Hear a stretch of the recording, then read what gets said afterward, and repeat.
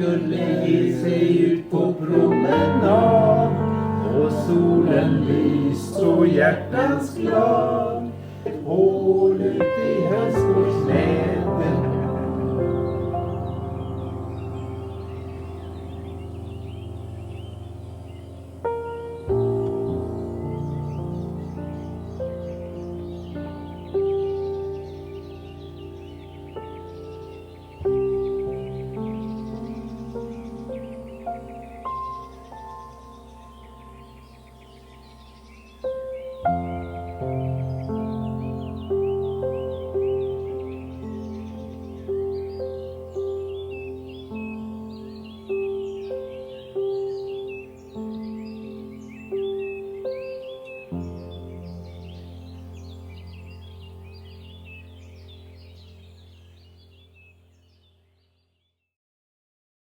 Hello. If you watched my vlog from last week, you know that I have not been feeling well. In fact, I lost my voice. And this is actually the first day that I feel like my voice is fully back. I don't really know what specifically caused it. I think it was the fact that I did this 3-day, really intensive yoga teacher training. It was just a really active 3 days, coupled with the fact that I wasn't eating a lot and also wasn't sleeping a lot. So eventually I think my body just shut down. It started with just sore vocal cords. And then on our Easter road trip, I started feeling like I had a cold. I'm actually kind of grateful that my body responded in that way, because sometimes I have to be forced to rest. And so for the past few days, I've just been really gentle with myself. And it's ironic because, of course, I'm a yoga teacher. I'm always reminding students to be mindful and be gentle with themselves. And yet, every now and then, I need that reminder myself. But despite being sick, overall, I had a wonderful Easter, or Påske, as I learned Easter is called in Danish, in class yesterday. My husband and I took a little road trip to the island where he grew up in Sweden. Every time we go there, I'm just filled with so much peace and tranquility. My in-laws were kind enough to let us stay in their summer house, which is just a few minutes away from the farm where they live. So we got to have a little bit of farm life and also a little bit of beach life.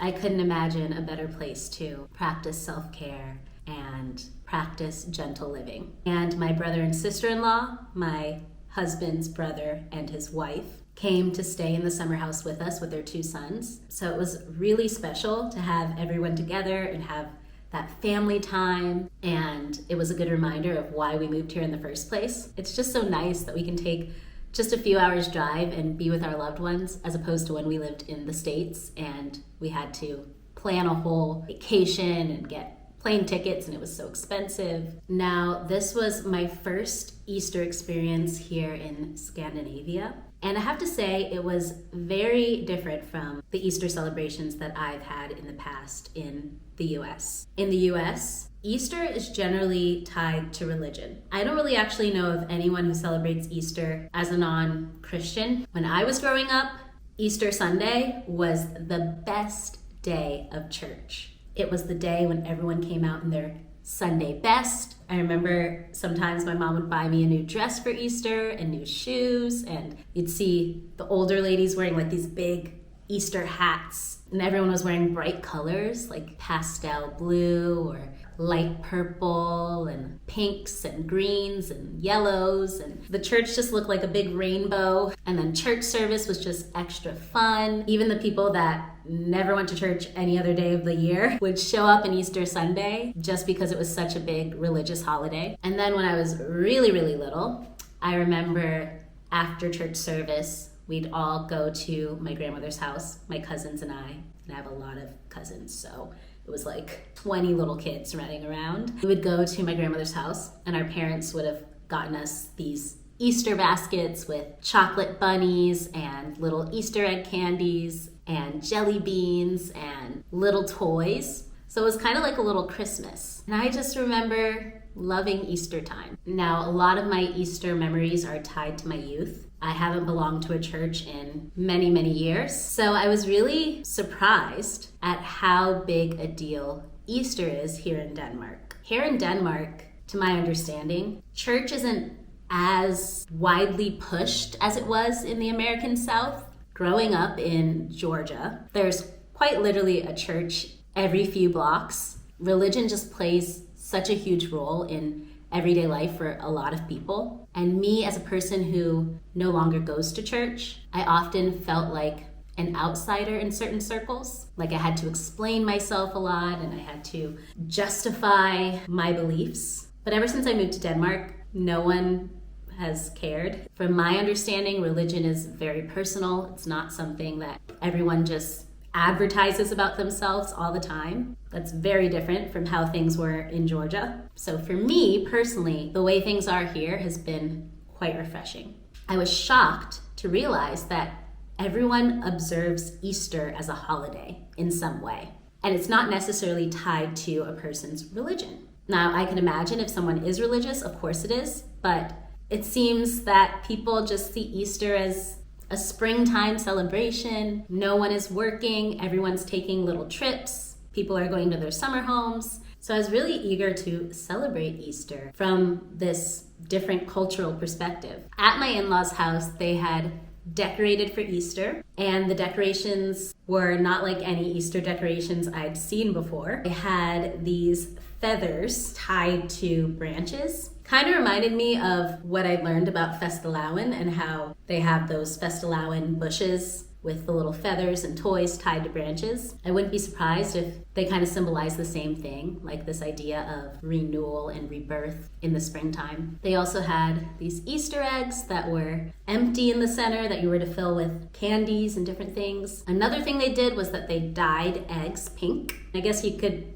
dye them any color, but they chose to dye them bright pink. And that sparked a memory in me because I remember as a little kid in school, we used to dye eggs for Easter time as well. And then we also enjoyed some Easter food. My father-in-law told me we're kind of similar to what one would enjoy in Sweden for Christmas or the other holidays. We had some potatoes, there was some fish, meatballs, and they were also very kind to provide some vegetarian options for me. My favorite part of Easter was, of course, the Easter egg hunt that we did as a family. We had filled those big eggs with treats, and one thing that struck me was that we got to fill it with whatever treats we wanted to, and then we had our own egg that was labeled with our name, and then my husband and his brother hid everyone's eggs, and then they hid each other's eggs, so no one knew where their egg was, and you had to find your specific egg. How I have done Easter egg hunts in the past was we didn't fill the eggs ourselves.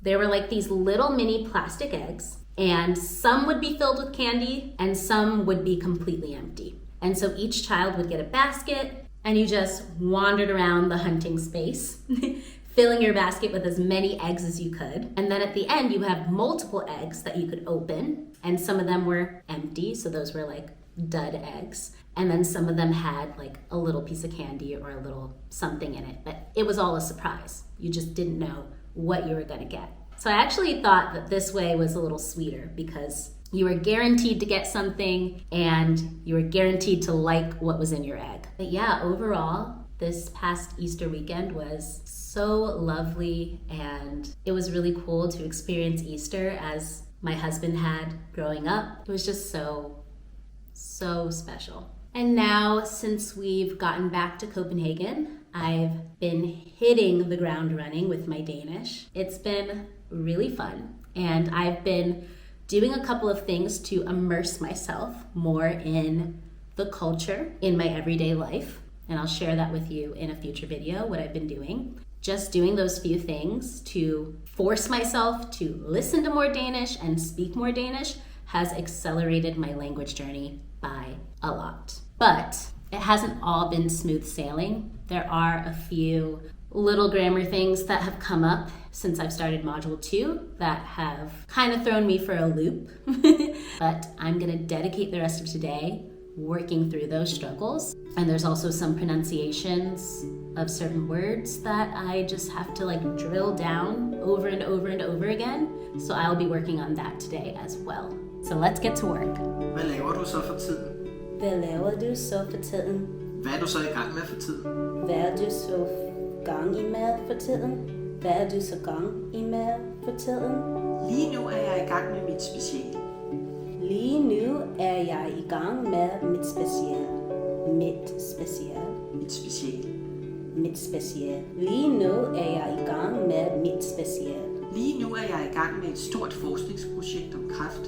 Lige nu er jeg i gang med et stort forskningsprojekt om kræft.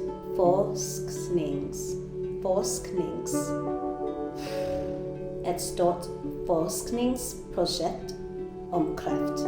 Lige for tiden er jeg ved at udvikle en hjemmeside. Lige for tiden er jeg ved at udvikle en hjemmeside. Lige for tiden er jeg ved at udvikle en hjemmeside. Hvad er det nu, du laver? Hvad er det nu, du laver? Hvad laver du så for tiden? Hvad laver du så for tiden? Jeg er lidt træt af at have så travlt. Men jeg er lidt træt af at have så travlt.